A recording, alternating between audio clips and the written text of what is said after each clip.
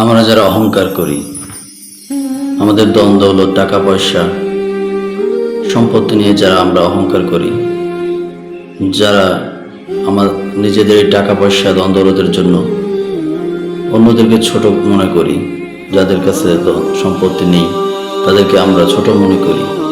আসলে একবার চেয়ে দেখেন আপনি আছেন কোন জায়গায়। আপনি বাংলাদেশের, পৃথিবীর ছোট্ট একটা দেশ বাংলাদেশ, সেই বাংলাদেশের আপনি বসবাস করেন। এর চাইতে অনেক অনেক মানুষ আছে ধনী, এবং সেই সকল ধনীরা আজকে এই পৃথিবীতে নাই। সবচেয়ে বড় উদাহরণ হিসেবে যদি বলি, রতন টাটা, ভারতের সবচেয়ে বড় ধনীর মধ্যে একজন, তিনি আজকে কোথায়? এই পৃথিবীতে আর নাই। বাংলাদেশের হিসাব যদি করি, যমুনা গ্রুপের চেয়ারম্যান, যমুনা গ্রুপের মালিক, উনি আজকে কোথায়? এই পৃথিবীতে নাই। আসলে আল্লাহ পাক ধন সম্পত্তি দিচ্ছেন, সেটার জবাব আল্লাহ পাকের কাছে দিতে হবে। কিন্তু যদি আমরা অহংকার করি, সেটার শাস্তি আরো গুরুতর হবে, সেটা অনেক বড় একটা অপরাধ হিসেবে গণ্য হবে। আল্লাহ পাক যাই দিচ্ছেন সেটার জন্য আমরা শুকরিয়া আদায় করব, কিন্তু কোনো সময় অহংকার করব না। কারণ অহংকার যারা করে তাদের শেষ পতনটা খুবই ভয়াবহ হয়। আর অহংকার করবেন যখন আপনার শেষ পরিণত হবে, আপনি যখন মারা যাবেন, তখন একটা মানুষও আপনার জন্য হাত তুলে দোয়া করার মতো মানুষ পাবেন না। তো আপনাকে তো মরতেই হবে, আপনাকে চলে যেতেই হবে। যত টাকা পয়সা থাকুক আর না থাকুক, আপনার 1000 কোটি টাকা সম্পত্তি আছে, আরেকজনের হয়তো বা কিছুই নাই, কিন্তু সেও চলে যাবে, আপনিও চলে যাবেন। তার কিছু নাই, সে হয়তো বা কিছু নিতে পারে নাই, কিন্তু আপনার 1000 কোটি টাকার সম্পত্তি, তাই বলে আপনি যে নেবেন সেটাও সম্ভব না। আপনার সন্তানরা হয়তো বা এই সম্পত্তি নিয়ে ঝগড়া ফেসাদ, বিভিন্ন রকম বর্তমানে যেরকম হয়, সম্পত্তি নিয়ে ঝগড়াঝাটি হয়, এরকম হতে পারে।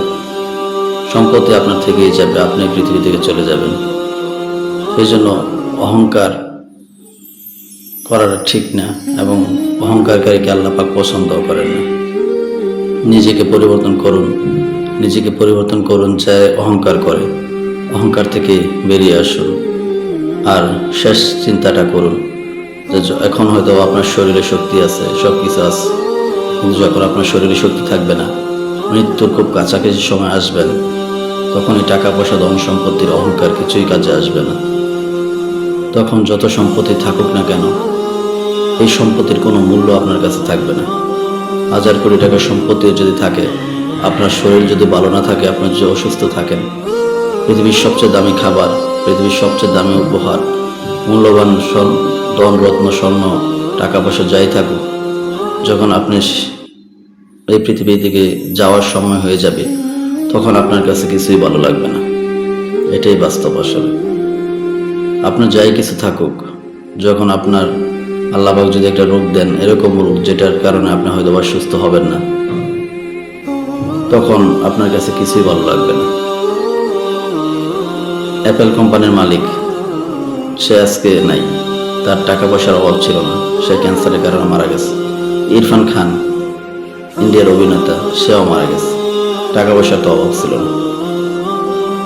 টাকা পয়সা মানুষকে কোনো সময় বাঁচাইতে পারে না। যদি হায়াত না থাকে, আপনার সীমানা যদি এখানেই শেষ হয়ে যায়, তাহলে কখনোই আপনার টাকা পয়সা আপনাকে হায়াত বাড়াই দিতে পারবে না। সেই জন্য আল্লাহ পাক যাই দিয়েছেন সেটা শুকরিয়া আদায় করব, অহংকার কখনোই করব না। অহংকারের শেষ পরিণতি খুবই ভয়াবহ হয়, সেই জিনিসটা মাথায় রাখবো। এই টাকা পয়সা সবই থাকবো, কিন্তু শুধু আপনি থাকবেন না। সব এই পৃথিবীতে থাকবে, আপনার 1000 কোটি টাকার সম্পত্তি, জায়গা জমি, ধন সম্পদ যাই কিছু আছে, দেখবেন সকল কিছু এই পৃথিবীর থেকে যাবে, কিন্তু আপনি নেই, আপনি চলে যাবেন। সেই জন্য মানুষের সাথে অহংকার করবেন না। আল্লাহ পাক যা দিয়েছেন শুকরিয়া আদায় করবেন। সকলে ভালো থাকবেন। আসসালামু আলাইকুম।